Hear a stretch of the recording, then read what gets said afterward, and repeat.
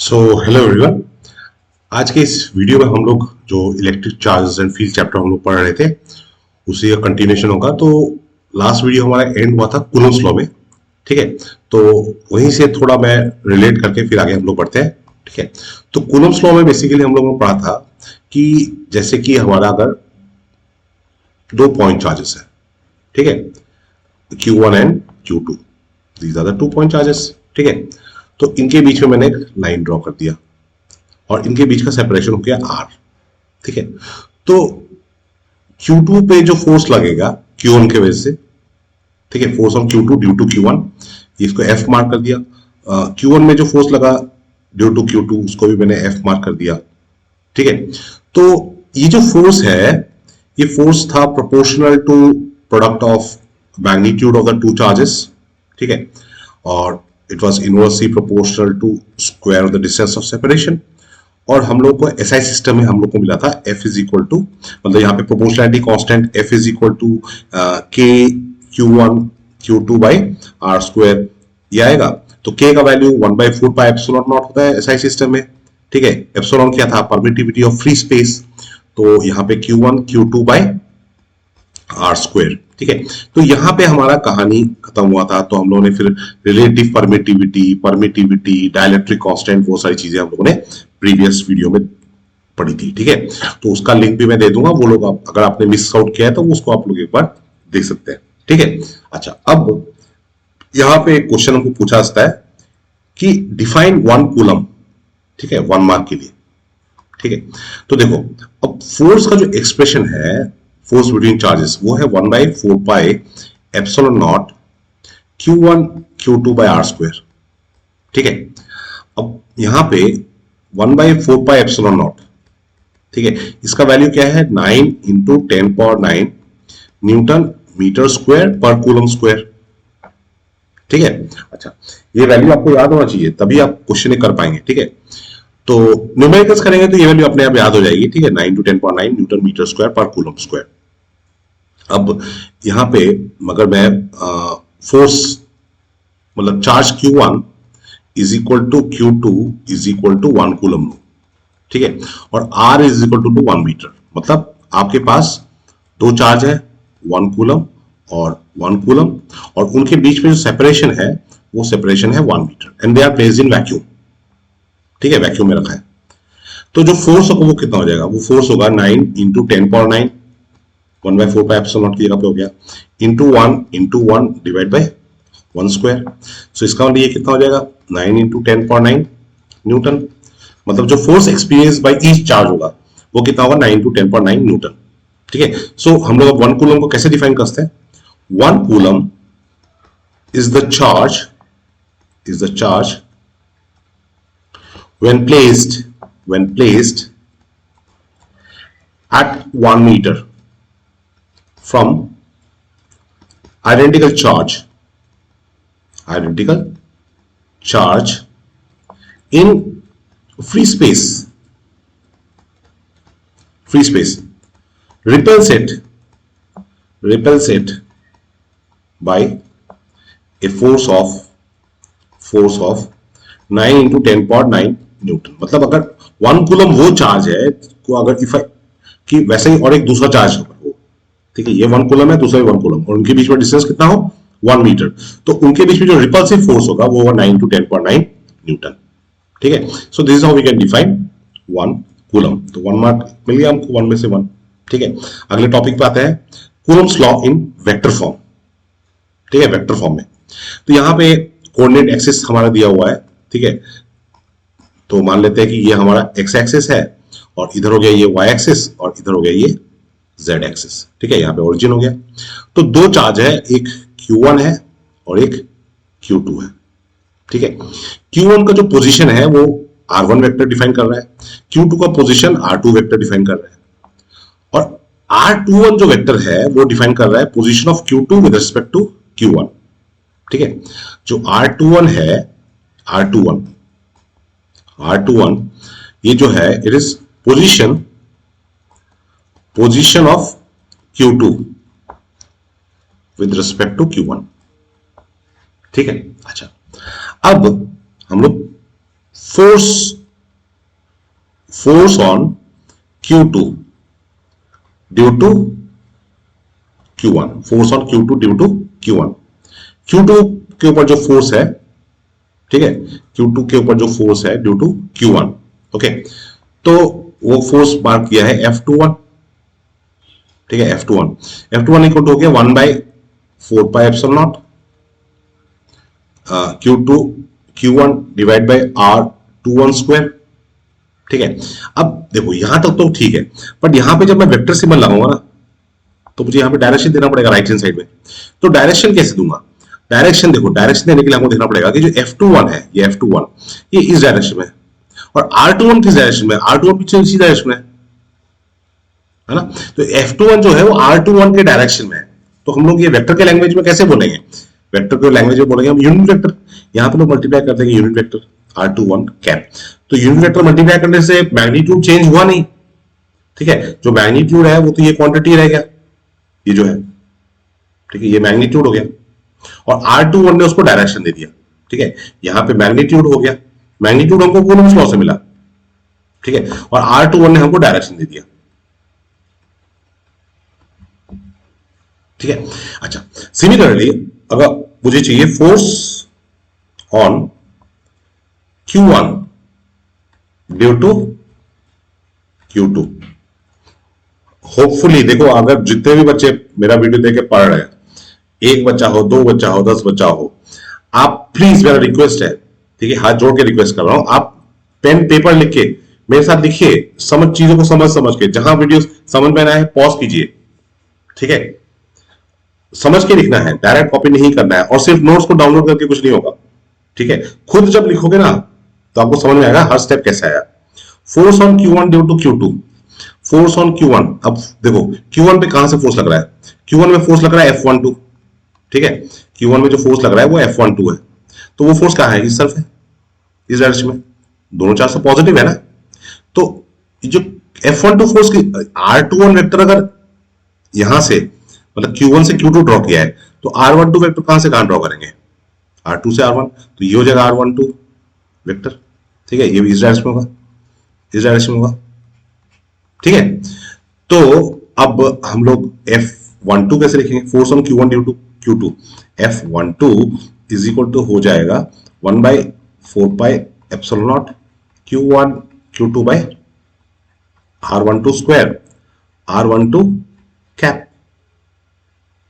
ठीक है। अच्छा, अब यहां पे देखो, अगर मैं रिप्लेस करता हूं R12 cap is equal to minus R21 cap, क्योंकि मैग्नीट्यूड तो सेम है, डायरेक्शन उल्टा है, और R12 square is equal to R21 square, मतलब मैग्नीट्यूड तो सेम ही है, डायरेक्शन उल्टा है, डायरेक्शन की वजह से नेगेटिव साइन आ रहा है।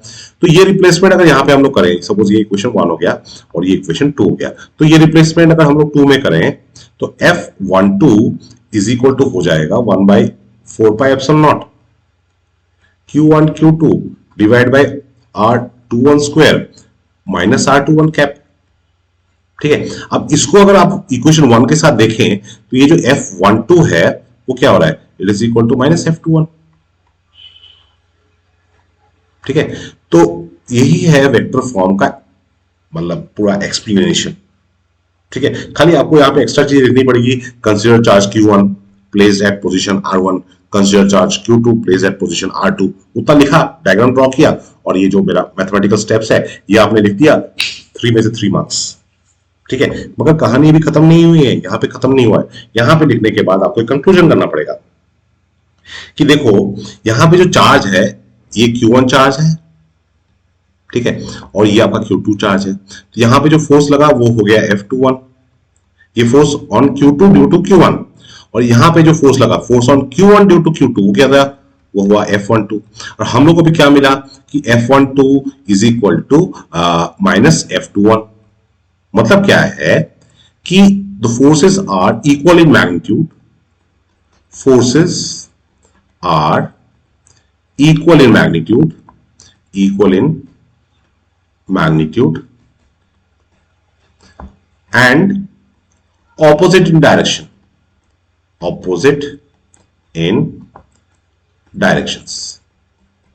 मैग्नीट्यूड सेम है, डायरेक्शन ऑपोजिट है, ठीक है, इसका मतलब क्या है, वो action, they are forming action reaction pair.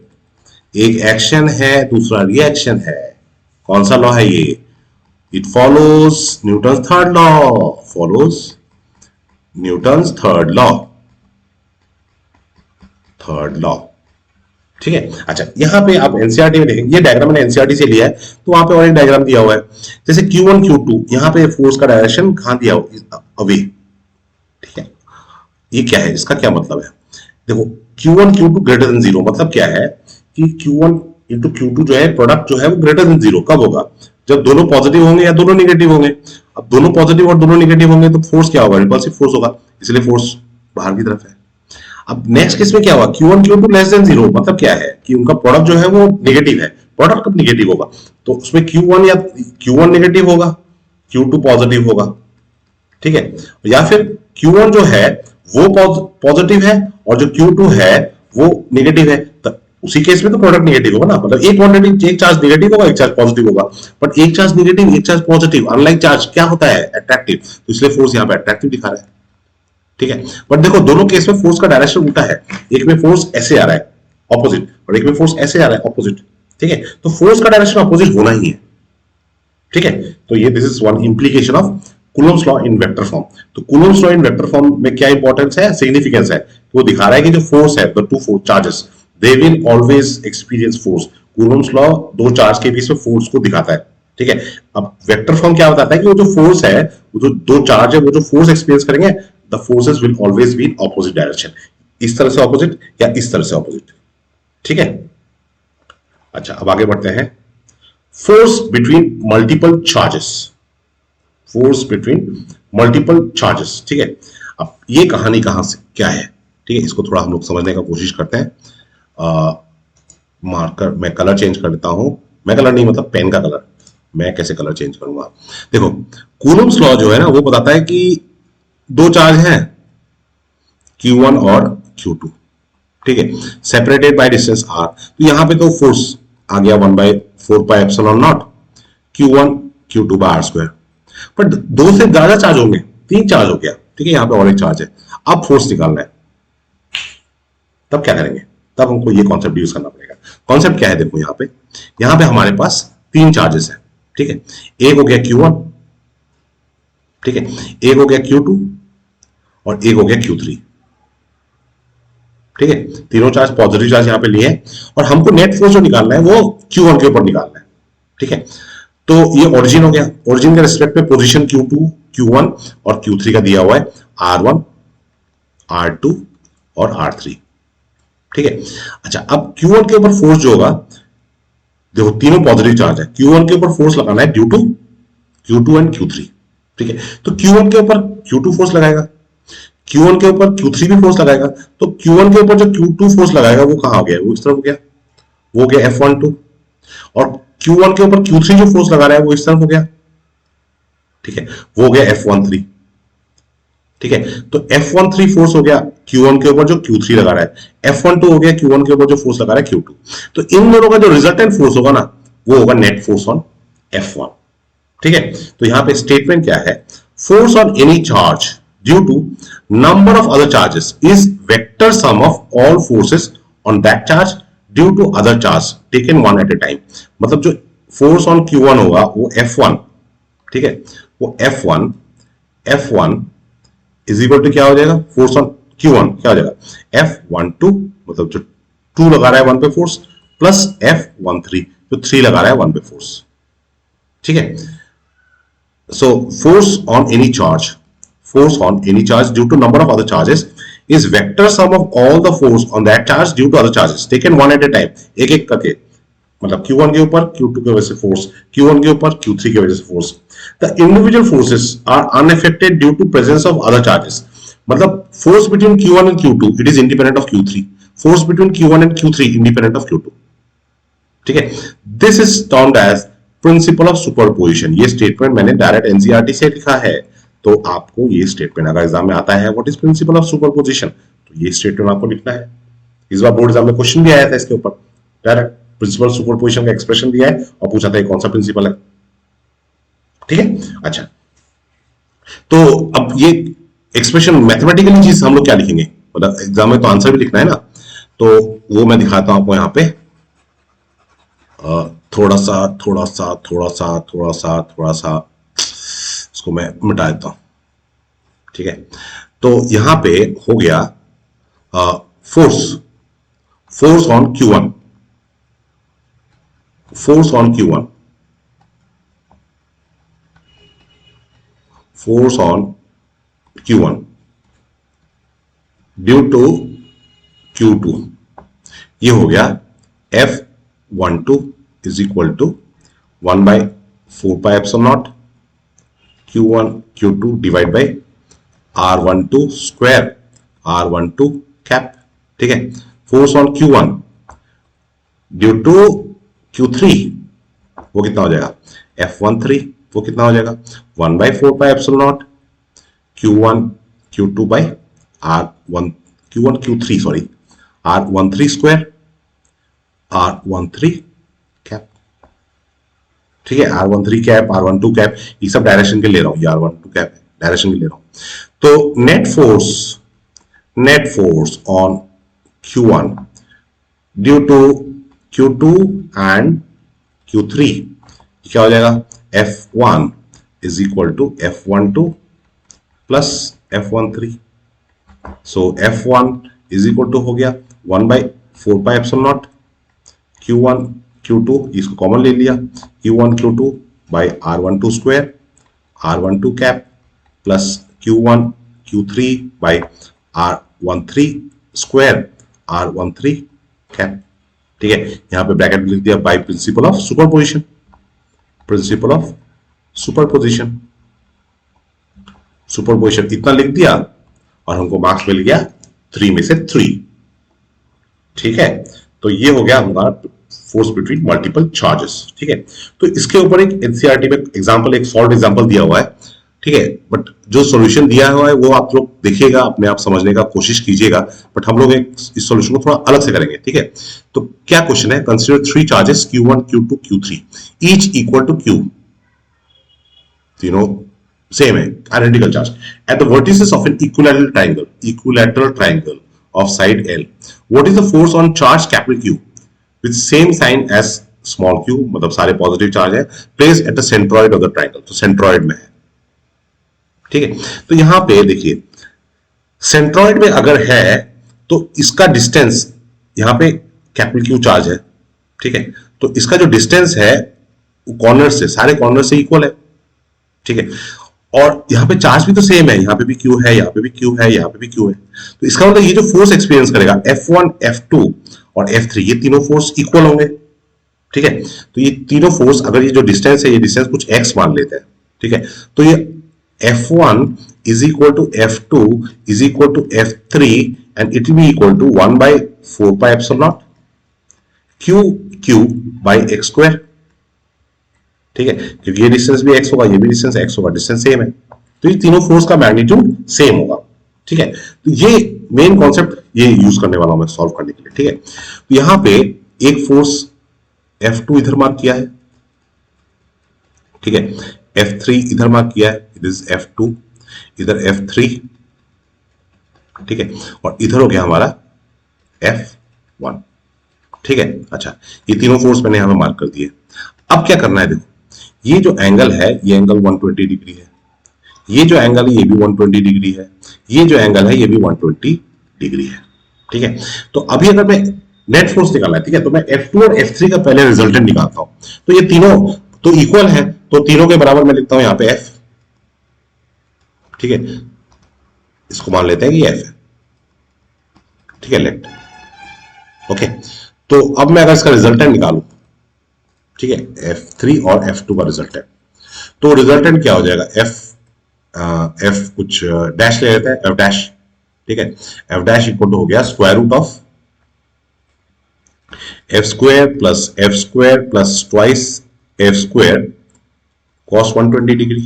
ठीक है, cos 120 कितना होता है, -½ होता है, तो इसका मतलब ये हो जाएगा आपका F square plus twice F square into -1/2, तो ये कैंसिल हो गया, ये -F स्क्वायर, ये F स्क्वायर कैंसिल हो गया, तो F स्क्वायर मतलब क्या हो गया F। मतलब इन दोनों का जो रिजल्टेंट है वो भी एफ होगा, और रिजल्टेंट कहां जाएगा, बीच में से जाएगा, तो यहां से जाएगा, तो ये एफ हो गया। ठीक है, बीच में गया तो ये पूरा एंगल 120 था, मतलब ये 60 डिग्री होगा, और ये एंगल 120 है, तो 120 और 60 मिला के 180 हो गया। मतलब जो एफ है वो F1 के ऑपोजिट में जा रहा है, मगर जो F1 है वो खुद क्या है, वो भी तो एफ ही है कि नहीं। तो F2, जो F2 है और F3 है, उसका जो रिजल्टेंट है वो हो गया F इधर। ठीक है, और F2 खुद F के बराबर है, F3 भी F ही है, और इधर भी जो F1 है वो भी तो F ही है। ठीक है, तो इन दोनों का रिजल्टेंट क्या हो गया, वो ये हो गया, तो इसका और इसका रिजल्टेंट क्या हो जाएगा, बिग जीरो। आंसर जीरो है, मार्क्स फुल है। ठीक है, आगे बढ़ते हैं, एक और क्वेश्चन देखते हैं प्रिंसिपल ऑफ सुपरपोजिशन का। ठीक है, four charge capital Q small Q capital Q small Q R kept at four corners of A square. ठीक है, एज शोन बिलो, सॉरी मैं डायग्राम देना भूल गया। तो ये है आपका चार्ज, स्क्वायर एक है। ठीक है, तो यहां पे कैपिटल क्यू, यहां पे कैपिटल क्यू, यहां पे स्मॉल क्यू, यहां पे स्मॉल क्यू। ठीक है, स्क्वायर एक है। What is the relation between capital Q and small q so that the net force on charge q is zero? Net force on small q, किसी भी एक स्मॉल क्यू में नेट फोर्स जीरो होना चाहिए। तो पहली चीज देखो, अगर सारे चार्ज पॉजिटिव हो गए ना, तो नेट फोर्स कभी जीरो नहीं होगा, क्योंकि सारे चार्ज एक दूसरे को रिपेल करेंगे। नेट फोर्स अगर जीरो होना चाहिए तो इक्विलिब्रियम होना चाहिए। ठीक है, तो पहली चीज एडजस्टमेंट आपको करना पड़ेगा यहाँ पे, कि यहाँ पे ये चार्ज मैंने इसको निगेटिव ले लिया, इसको भी निगेटिव ले लिया। ठीक है, क्वेश्चन गलत नहीं है। ठीक है, वहां पे चार्ज का मैग्नीट्यूड ही क्वेश्चन में दिया है ऐसे में। ठीक है, तो ये दोनों चार्ज निगेटिव ले लिए मैंने। ओके, अब प्लस क्यू, ये जो कैपिटल क्यू उसको भी निगेटिव ले सकते हैं, कोई फर्क नहीं है। अब नेट फोर्स स्मॉल क्यू पे जीरो करना है। ठीक है, तो ये मान लेते हैं ये ए है, ये बी है, ये सी है और ये डी है। तो डी में जो चार्ज है उसको हम लोगों ने उसमें नेट फोर्स जीरो करना है। ठीक है, तो ये जो कैपिटल क्यू दो चार्ज है, ए में जो ए पोजीशन में जो कैपिटल क्यू चार्ज है वो तो इसको यहां पे अट्रैक्ट करेगा। ठीक है, सपोज कर लीजिए एफ डी ए मान लिया, force on D due to A. ठीक है, और यहां पे जो सी में जो चार्ज है वो भी इसको अट्रैक्ट करेगा, ये हो गया एफ डी सी। ठीक है, और जो बी चार्ज है, मतलब माइनस क्यू जो बी में है, वो इसको रिपेल करेगा वो इस डायरेक्शन में। ठीक है, वो हो जाएगा आपका एफ डीबी। ठीक है, ये हो गया फोर्स का कहानी। ठीक है, अच्छा अब यहां पे जो एफ डी सी है, एफ डी सी वो is equal to F D A होगा। क्यों? क्योंकि चार्ज सेम है और डिस्टेंस भी सेम है। तो फोर्स कितना हो जाएगा, 1/4 पाई एप्सिलॉन नॉट को के लिख लिया, तो के Q Q divide by square है तो उसका लेंथ कुछ एल मान लेते हैं, तो ये एल स्क्वायर हो गया। ठीक है, तो ये दोनों फोर्स, अब इन दोनों फोर्स का रिजल्टेंट, ठीक है, वो कुछ मान लेते हैं हम लोग, कुछ एफ डैश ले लेते हैं। ठीक है, तो रिजल्टेंट कहां होगा, मतलब एफ डी ए, जो एफ डी ए है और एफ डी सी, उसका रिजल्टेंट यहां पे कहीं पे होगा। ठीक है, ये कुछ एफ डैश हो गया। ठीक है, तो एफ डैश क्या हो जाएगा, एफ डैश हो जाएगा इन दोनों का रिजल्टेंट, मतलब square root of F D C square plus F D A square. ठीक है, दोनों का मैग्नीट्यूड तो सेम ही है, तो √2 टाइम्स के Q Q by L square हो गया। ठीक है, और एफ डी बी क्या है, एफ डी बी क्या है, एफ डी बी है के क्यू स्क्वायर, ये जो बी डी डिस्टेंस है, बी डी डिस्टेंस वो कितना हो जाएगा, एल स्क्वायर मतलब L√2। ठीक है, तो उस B D square distance square होगा ना, K Q square by distance square, तो हो जाएगा 2L स्क्वायर। ठीक है, अब ये जो एफ डी बी फोर्स है वो नीचे की तरफ है और एफ डैश फोर्स ऊपर की तरफ है। करेक्ट, तो अगर नेट फोर्स जीरो है तो ये दोनों फोर्स बराबर होना चाहिए। ठीक है, तो इन दोनों को हम लोग इक्वेट कर देते हैं, तो इक्वेट करोगे तो क्या हो जाएगा, K Q square by 2L square is equal to √2 K Q Q by L square. तो एल स्क्वायर उड़ गया, के उड़ गया, एक क्यू भी उड़ गया। ठीक है, तो small q is equal to 2√2 times Q. ठीक है, बट ये स्मॉल क्यू तो निगेटिव चार्ज होना चाहिए, तो ये तो सॉल्व करने में ही आया है। तो आंसर जब आप लिखोगे तो आंसर लिखोगे आप small q is equal to 2√2, ठीक है, minus 2√2 into Q, minus 2√2 into Q, ये आपका फाइनल आंसर होगा। ठीक है, अच्छा एक और क्वेश्चन हम लोग देख लेते हैं। थोड़ा सॉल्यूशन मैंने फास्ट एक्सप्लेन किया है, बट होपफुली आप इसको अपने आप भी कर पाएंगे। ठीक है, अच्छा एक और क्वेश्चन देख लेते हैं। ये जो आज अभी जो नीट का एग्जाम है वो उसको पहले सीबीएसई पीएमटी बोलते थे, तो ये 1980 का एक क्वेश्चन है। ठीक है, 3 charges 4q capital Q are in a straight line in position 0, L/2 and L. The resultant force on Q will be 0 if, ठीक है, तो एक स्ट्रेट लाइन ड्रॉ करते हैं। ठीक है, तो यहां पे चार्ज है 4q, ठीक है, यहां पे चार्ज है स्मॉल q, ठीक है, और बीच में एक चार्ज है कैपिटल Q। ठीक है, ये पोजीशन 0 है, ठीक है, ये पोजीशन L/2 है और ये पोजीशन L है, मतलब जो कैपिटल Q है वो बीच में। ठीक है, resultant force on Q will be 0, resultant force इस पे 0 होगा। ठीक है, अब 0 अगर होना है तो अगेन देखो, इसको चारों तीनों अगर पॉजिटिव होंगे तो ये दोनों मिलके 4q और q मिलके तो इसको धक्का मारेंगे, करेक्ट, इसको धक्का मारेंगे। तो हम लोग क्या करते हैं, इसका मतलब जो कैपिटल Q है ना, इसको हम लोग नेगेटिव चार्ज ले लेते हैं। ठीक है, हमको कैपिटल Q का वैल्यू चाहिए, तो कैपिटल Q हमको पता चल गया कि वो तो नेगेटिव चार्ज होगा। अब नेगेटिव मतलब ऑप्शन डी जो है वो तो हो नहीं सकता है। ठीक है, option D is not A answer, मतलब ए बी सी में से आंसर होगा। ठीक है, अब क्या होगा, 4q जो है वो q को धक्का मारेगा इधर, और जो ये जो माइनस q है वो इसको अट्रैक्ट करेगा, तो ये दोनों फोर्स अगर बराबर हो गए तो हमारा आंसर आ गया। ठीक है, तो ये वाला जो फोर्स होगा, ठीक है, ये फोर्स कितना होगा, ये फोर्स हो गया, ये 4q इसके ऊपर लगाया जो फोर्स, वो होगा k 4q into Q divide by L²। ठीक है, और जो लेफ्ट साइड जो फोर्स है वो कौन लगा रहा है, माइनस क्यू, वो फोर्स कितना होगा, k, यहां पे देखो आप जब फोर्स का कौन सा फॉर्मूला न्यूमेरिकल्स करें ना, तो चार्ज का साइन नहीं ले रहा है। ठीक है, चार्ज का साइन नहीं ले रहा है क्योंकि जो डायरेक्शन दिया है वो डायरेक्शन में साइन ऑलरेडी घुस चुका है। तो k, ये फोर्स किसके बीच में है, कैपिटल Q और स्मॉल q के बीच में, तो q divide by L²/4, distance L/2 है। ठीक है, तो k और k उड़ गया, L² भी उड़ गया, ठीक है, ये q भी उड़ गया। ठीक है, तो हमारे पास इधर बचा 4q, ठीक है, और इधर हमारे पास क्या बचा, इधर बचा हमारे पास, यहां पे भी हमारे पास 4 कैपिटल Q बचा, ये 4 ऊपर चला जाएगा ना, तो ये 4 और ये 4 कैंसिल हो गया, तो कैपिटल Q इक्वल टू क्या आया, q, बट आंसर क्या होना चाहिए, आंसर क्या होना चाहिए, नेगेटिव होना चाहिए। तो इसका मतलब ऑप्शन हमारे पास कौन सा ऑप्शन होगा, option A is the correct answer. ठीक है, option A is the correct answer. Okay, तो आपको होपफुली ये समझ में आ गया होगा। ठीक है, तो आज के लिए इस वीडियो में इतना ही। ठीक है, तो न्यूमेरिकल्स भी हमको प्रैक्टिस करना है, इसी तरह वीडियोस में मैं जैसे जैसे टॉपिक डिस्कस करेंगे हम लोग न्यूमेरिकल्स भी डिस्कस करते रहेंगे। ठीक है।